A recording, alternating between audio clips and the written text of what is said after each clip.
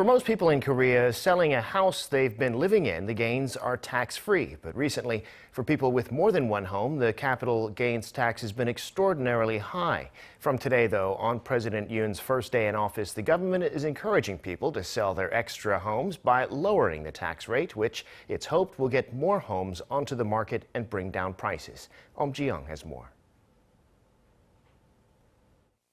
From day one of the Yoon Suk-yeol administration, South Korea is easing its punitive taxes on capital gains when people who own multiple homes sell their properties. For the next year, the Ministry of Economy and Finance says those who sell a property they've owned for 2 or more years will be taxed on the gain at the ordinary rate.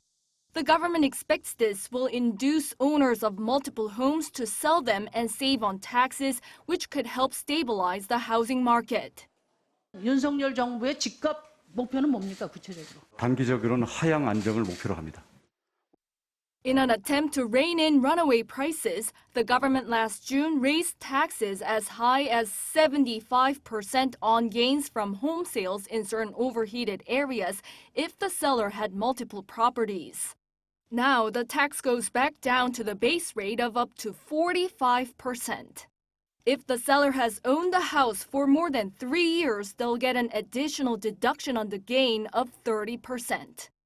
For example, if a house has been owned for 10 years and the seller makes a gain of 1 billion won, or about $780,000, the tax on the gain will go down by around $250,000. That's for someone who owns 2 homes. For someone with 3 homes, it'll be reduced by around $330,000. But for those who own just 1 home and owned it for 2 or more years, capital gains tax is exempted. Some realtors think this will get more people to put their properties up for sale. Compared to last year, more people are looking to sell. This means the number of those who are willing to sell their properties is increasing. I believe the housing market will be more activated.